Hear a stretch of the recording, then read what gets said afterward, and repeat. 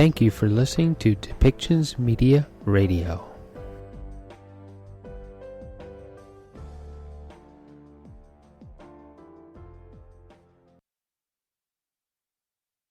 And I want to thank everyone for joining us today for a very important announcement that will provide economic relief during this pandemic for intercity bus operators and regional airports. And I'll invite Premier Horgan to come up and announce the good news.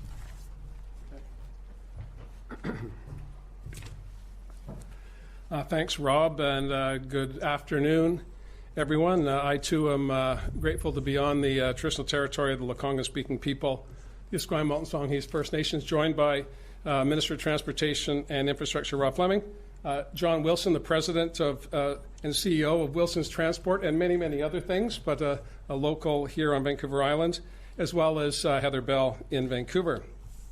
I want to thank, firstly, Heather and John for the work that they do with their companies and with the association to keep people moving. Critically, through COVID-19, we've had challenges about staying in place, and we've also had challenges about keeping contact at the same time. And although we see light at the end of the tunnel, we're encouraged by a whole host of initiatives, a reduction in the anxiety, broadly speaking, across BC. We also have some serious work to do, and I want to thank Heather and John for stepping up with us today as we talk about those challenges. As people have been staying close to home, that has had, of course, a profound impact on our inner-city transportation network that we put in place when Greyhound vacated the field some years ago.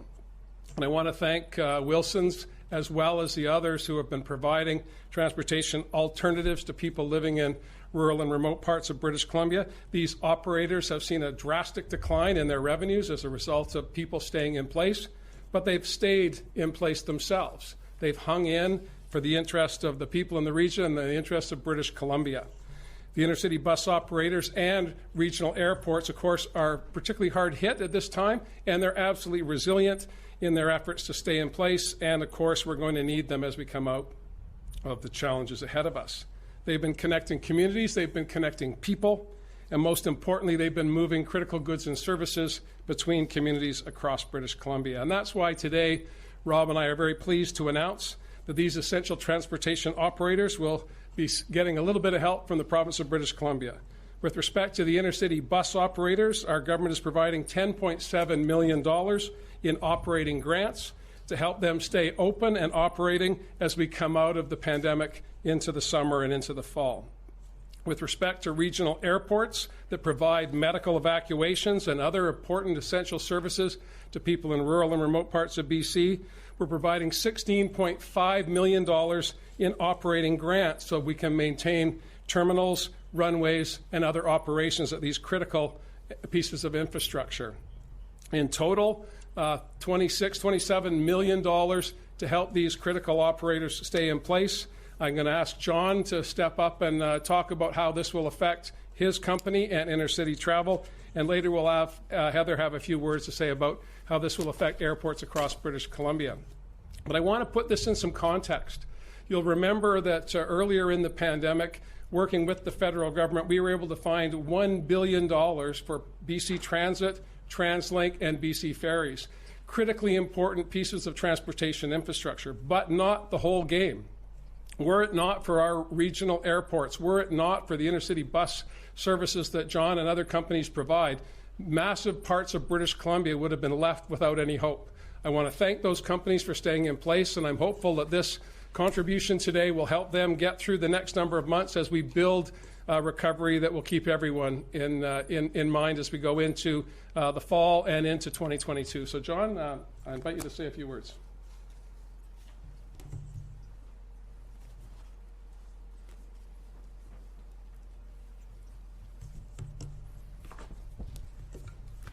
Well, thank you for the introduction, Premier Horgan, and thank you to both yourself and Minister Fleming for having me here today for this exciting announcement. Today is filled with a sense of overwhelming gratitude and relief, both for the intercity ground transportation sector across the province, but more importantly for the members of our rural, remote, and Indigenous communities that rely on these services.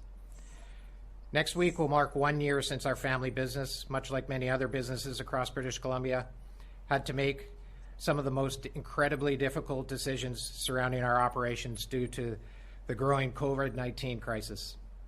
Throughout this pandemic, I have often referred to the quote, "We may be all in the same storm, but we're all in different sized boats." My team and I have worked tremendously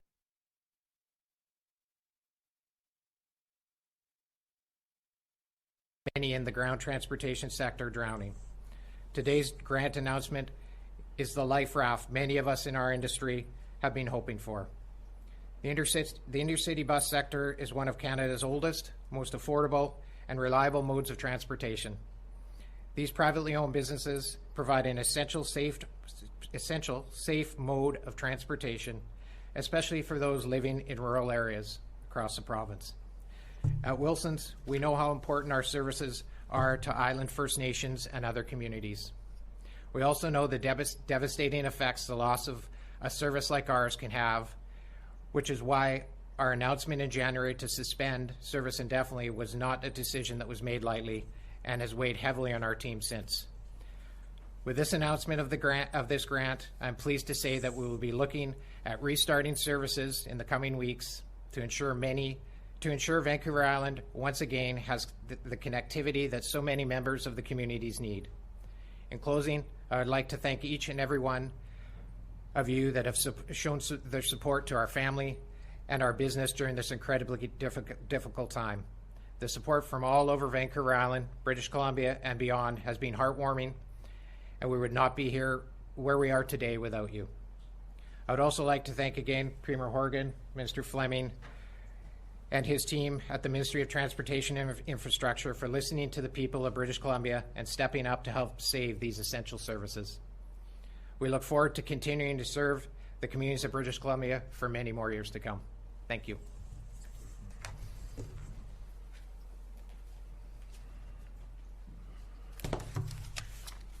Thank you so much, John, for your comments, and thank you, Premier Horgan, for getting us underway and making the announcement. Making sure that British Columbians have access to essential services is important for our government, especially as we continue to go through the challenges of COVID-19. And I want to thank Mr. Wilson and his company, his family, for working collaboratively with us as a government, making the case as he did on the need for this funding, and for helping us shape the details of today's announcement. I'm very, very pleased to hear that this funding will help support your business and the thousands of British Columbians who rely on the service that you provide across many, many communities here on the island and other parts of the province. The applications for the funding start immediately, today in fact, and I have good odds that Mr. Wilson will be the first applicant by the end of business today. But it will be open to all intercity bus operators across BC, and our team will be reaching out to them following this announcement to direct their attention to how they can make those applications. It's now my great pleasure to announce Heather Bell from the BC Aviation Council, who's joining us from Vancouver, to speak specifically about the funding announcement today that will support regional airports that provide essential medical services to British Columbians. So over to Heather in Vancouver.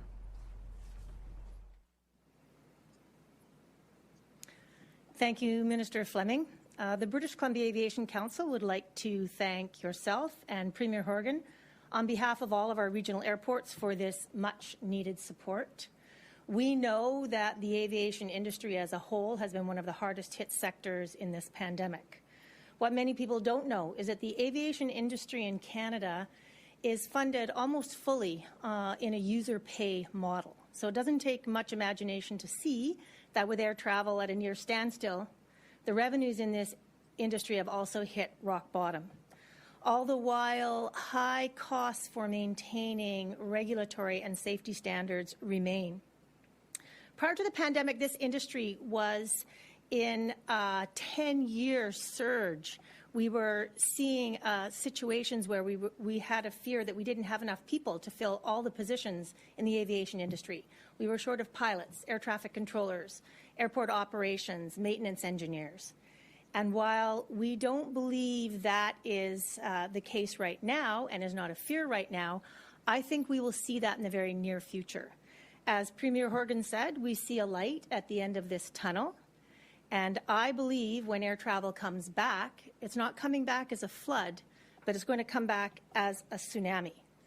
and we strongly urge the federal government to follow up on this much-needed assistance with further targeted and flexible assistance for the entire aviation industry so that our industry is strong and ready and able to ride that wave. Aviation is a primary economic driver for our province and for our country. It needs help, it needs our support, and we need to make sure it remains strong. So again, I would like to thank Premier Horgan and the government for this much-needed support. More help is needed, and I hope that's on the way. Back to you, Minister Fleming. Thank you. Thank you so much, Heather. Really glad to hear that this funding will help support the safe operation of regional airports across the province that provide vital medical services to the people of BC. And let me just say in conclusion today with this announcement that this funding is about supporting each other as British Columbians in regions right around our province in all our diversity. It's about protecting the services that people rely on in time of need, and it will support operations and the continuation of services over the entirety of the next year into 2022. Helping these businesses and regional airports operate, recover, and build back stronger is the goal of today's funding announcement. I want to thank again John Wilson for participating here. I want to thank the BC Motor Coach Coalition as well, and Heather, to thank you again on behalf of the BC Aviation Council. This is an unprecedented time, and while we can see the light at the end of the tunnel with the introduction of vaccines, people and businesses still need help to recover from the economic strain that COVID-19 has caused, and our government is committed to being responsive both to the needs of people, to businesses, and to communities that need our help, just so that we can see this through to the end of the pandemic and into a strong economic recovery for all British Columbians. And I know that together we will get through it. We've identified a significant gap here today for some businesses that were particularly exposed to travel restrictions during this pandemic. They needed our help. We've worked with them collaboratively to provide that, and I'm very pleased to be able to make this announcement today with Premier Horgan. And we're at the end of the announcement, and I think we're going to go to questions and answers. Thanks, everyone. A reminder to reporters on the line, please press *1 to join the queue. Our first question today comes from Binder Sajan, CTV. Hi, Premier. You were making the good news announcement that mass vaccination for the general public was starting yesterday. With the failure at Vancouver Coastal Health in terms of actually getting appointments booked, how are you owning this, and will you be apologizing to the public? Well, certainly we were disappointed with the results in Vancouver Coastal yesterday. We have other health authorities that did very, very well, making sure that those over 90 years old had appointments made, some 15,000 already booked of the 50,000 we expect to do throughout the week. But certainly we're disappointed with the results in Coastal Health, and Minister Dix has taken responsibility for that on behalf of the government and the service provider. I also understand has made comment just in the past few minutes. So I'm confident that we're on the right track. I think British Columbians should take comfort in the fact that we are preparing to get through Phase 2 and get as quickly as we can to Phase 3. I think it also connects into the announcement that we've made today. If we are going to come out of the pandemic stronger than we went in, we need to make sure that not just the vaccine process rolls out in a safe and effective manner, but also that the infrastructure that we all depend on, whether it be our airport infrastructure across BC or the intercity bus network that has been struggling because we have been, as British Columbians, listening to the call of Dr. Henry and staying in place. As we come out and get back to more normal activity, we're going to need everybody pulling together, just as we pulled together to get to this point. With respect to yesterday and the call center, profoundly disappointed, take full responsibility for that. That's the responsibility of government to make sure that we have the right people and infrastructure in place. And we're taking steps, as you've already heard from Minister Dix and others, to correct that today and throughout the rest of the week, and indeed throughout the rollout of the vaccination program. Binder, do you have a follow-up? Yes, and just wondering if you can, you said the issues are being worked on. Minister Dix also outlined that for us. Can you guarantee that these kinds of issues won't keep creeping up as we go through this registration process? Well, we had 1.7 million calls yesterday at the same time that we were opening up BC Parks. The BC Parks network worked very effectively because we had the experience of last year to fall back on. We now have the experience of yesterday in Vancouver Coastal. We have the positive outcomes in Fraser Health. So we are having the health authorities talk to each other. Adrian is overseeing that with Dr. Penny Ballum and Dr. Bonnie Henry to make sure that we correct the shortcomings of yesterday so that we're better tomorrow. I know all British Columbians understand that when you're undertaking the largest immunization program in BC history, there will be some bumps along the road. And the good news is it was day one, and we have many, many days ahead of us. And I think all British Columbians are focusing on how quickly they can get their loved ones vaccinated and then themselves as we get back to more normalcy as we move into the summer. Our next question is from Richard Zisman, Global. You mentioned the success at Fraser Health. Fraser Health had success because they had an online booking system. Was it completely unacceptable that the province was not prepared to have online booking systems in every health authority? And why, when Fraser Health was working on an online system, were the other health authorities not doing the same? Well, as you know, Richard, every part of British Columbia is different. Every health authority has different issues that they have to address throughout not just the pandemic, but regular operations of our acute care system and all of the other health services that are provided across British Columbia. I think we've acknowledged fairly clearly that we had a failure of a contractor yesterday, and steps are being taken to correct that. Richard, do you have a follow-up? But there was a failure from the province as well of not working with health authorities to create an online portal. But I also need to ask about easing of restrictions. Dr. Henry mentioned yesterday that we may have church services in person in Easter. That seems very early for some. Saskatchewan has announced they're easing today, even though there's an increase in variant cases. We have an increase in variant cases here.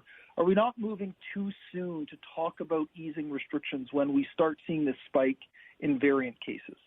Well, again, Dr. Henry and her team have been providing advice to government and to British Columbians for a year now, and we've fared fairly effectively as a result of that.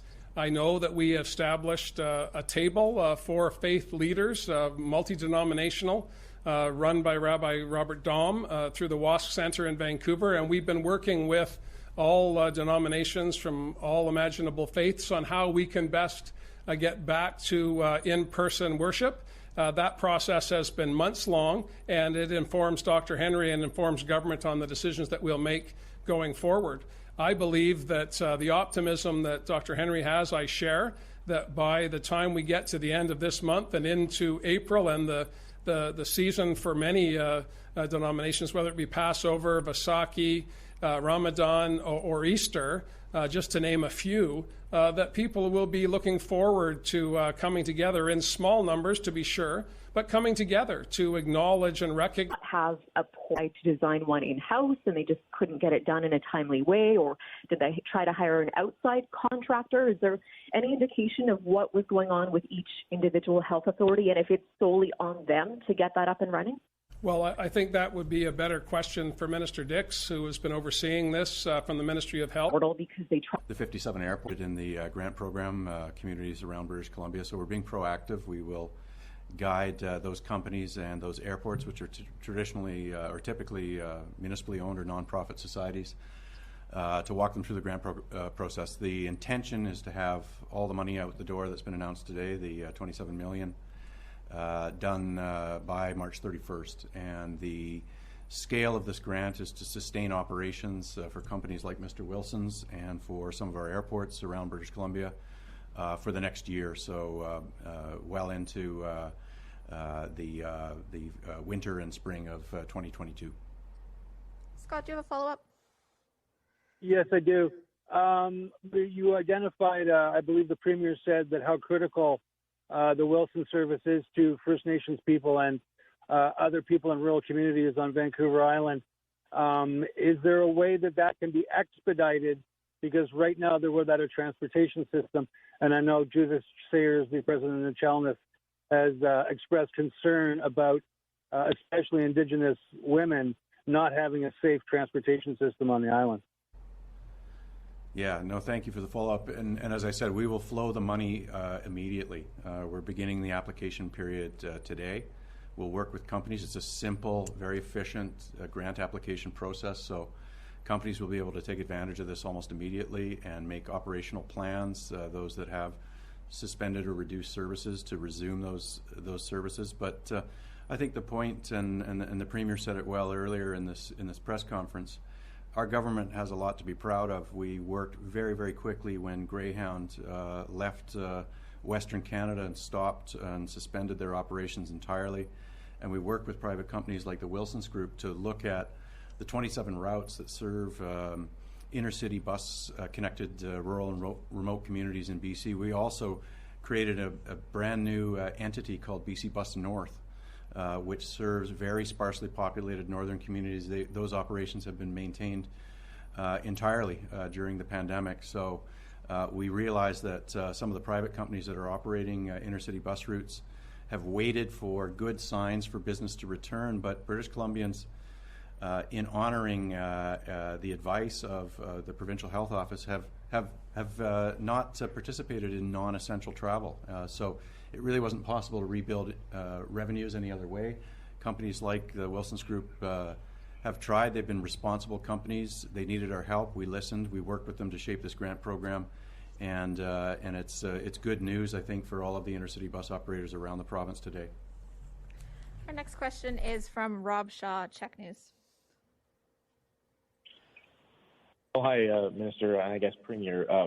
Why did it take so long to do this transportation grant? I remember the first story from Wilson's being in October, and we're 5-6 months later just kind of rolling this out. What was the hesitancy on behalf of the province to do this in the fall?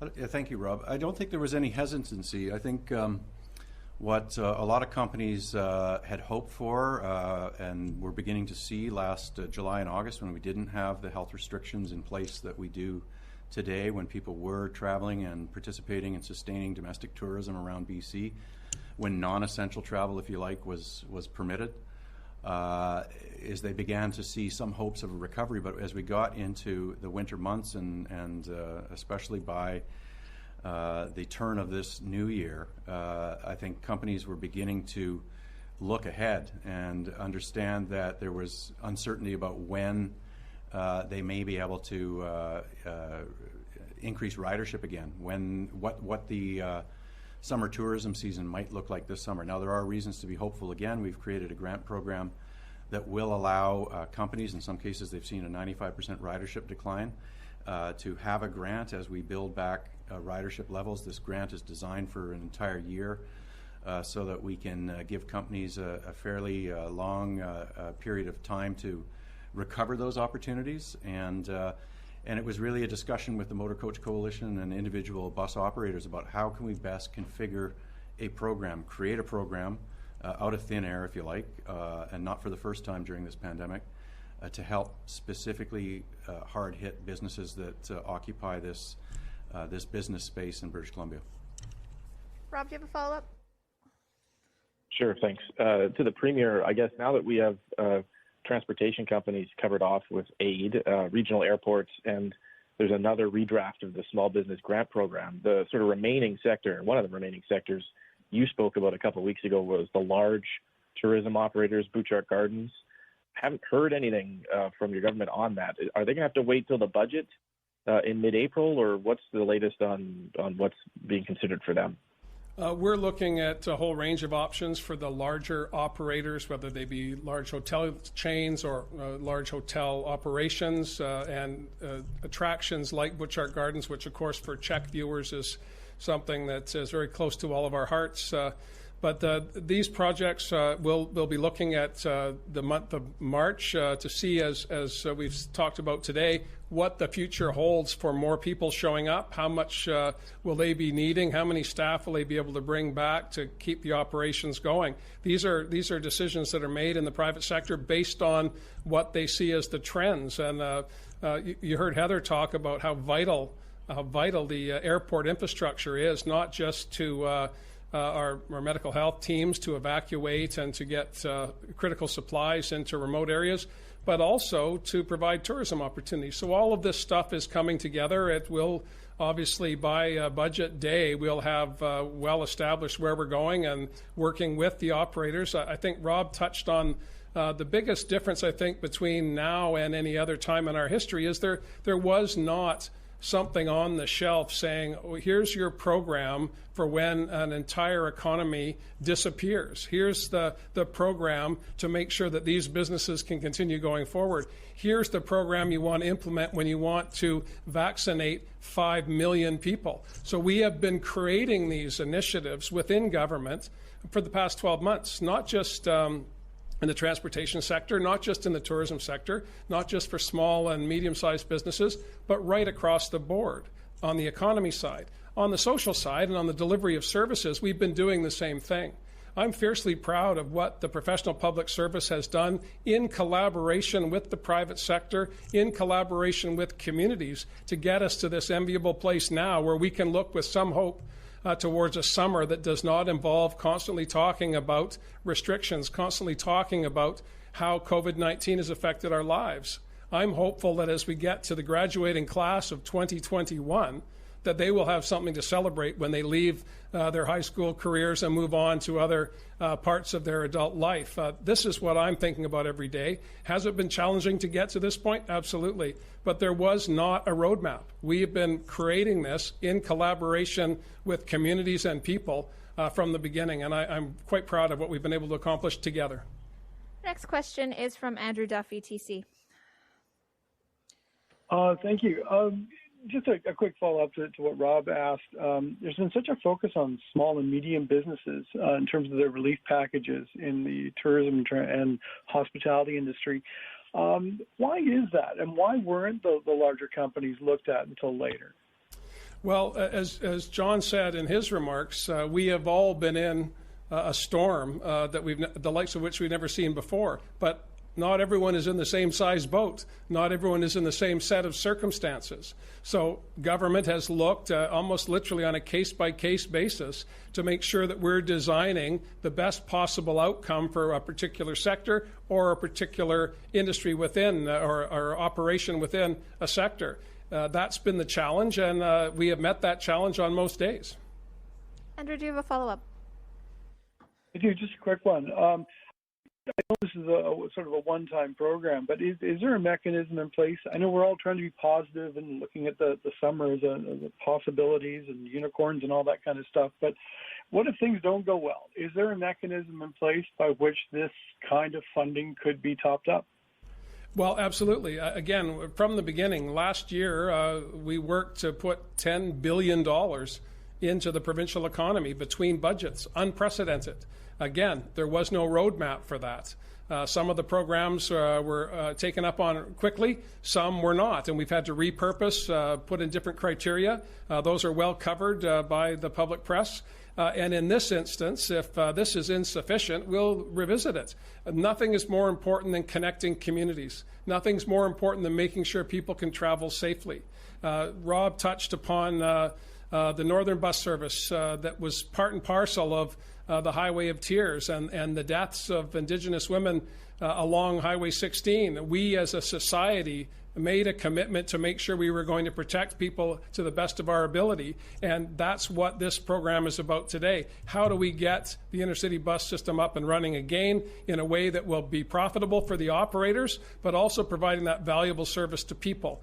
When it comes to our airport infrastructure, it's not just the tarmac and the terminal, it's also the carriers. So we need to work, as we have been, and Heather touched upon this, with the federal government to make sure that the providers, whether it be Harbour Air, whether it be Helijet here in the Lower Island, whether it be companies like WestJet, Air Canada, Pacific Coastal, have in place plans so that they can start up effectively.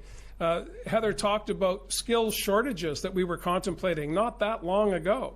We're not contemplating skills shortages now. We're contemplating how do we bring people back together, get our infrastructure working again, making sure that people will be able to move around British Columbia, and more importantly, when we open up our borders, again in collaboration with the federal government, will we be prepared for the influx of people who will want to return to British Columbia or come for the first time? Our last question today is from Dominique Levesque, Radio Canada.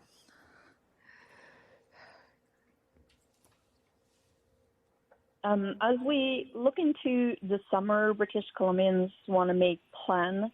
What kind of directives are you giving British Columbian about travel inside the province? Well, it's premature to talk about travel in the summer, other than to have people look at their calendars and their holidays and the destinations that they want to visit. I would suggest that people will be making their own choices and decisions about that. Dr. Henry's orders are still in place. I don't want to preempt her by giving false hope, but we have both, she and I have been saying with some enthusiasm that the summer will be safer this year than last year, and we're hopeful that we will get back to regularly scheduled programming at that time. But again, I don't want to preempt Dr. Henry. The people of British Columbia have listened intently to her. That was deliberate. We wanted to make sure the expert was talking directly to British Columbians over the past 12 months, and I don't want to preempt her other than to say to British Columbians, start thinking about better days because they're just around the corner. Dominique, do you have a follow-up? Yes, please. And for the tourism industry that is suffering, obviously, inside or those welcoming tourists from other places, will there be some financial aid or for those welcoming tourists from outside, or are we letting people come? We're working right now through the Ministry of Tourism, Arts and Culture and Sport, as well as Jobs, Economic Recovery and Innovation, on making sure that there are programs that companies can access when the restart takes hold. But as Dr. Henry has said, it's not going to be the flick of a switch. It's going to be a gradual turning of the dial. I think that is frustrating for some, but that's the reality I think all British Columbians and indeed all Canadians are living with right now. There's going to be some trepidation, I would say, when the announcement comes that we have achieved a herd immunity or we have sufficient people vaccinated that we can get back to normal behavior. I think the past 12 months have been so profound for the lives of British Columbians, it's going to take some time for people to get back into a mindset where they're going to go into public places with abandon and enthusiasm. But I hope that day's not far off. And when it's here, I think there will be a collective sigh of relief from the people of BC. I know there certainly will be a collective sigh of relief from all of us here at the Legislative Assembly. Thanks, everyone. That's all the time we have. Thank you.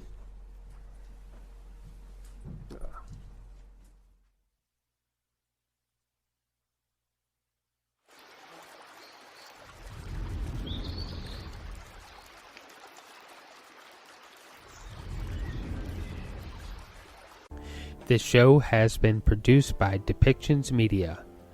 Please contact us at depictions.media for more information.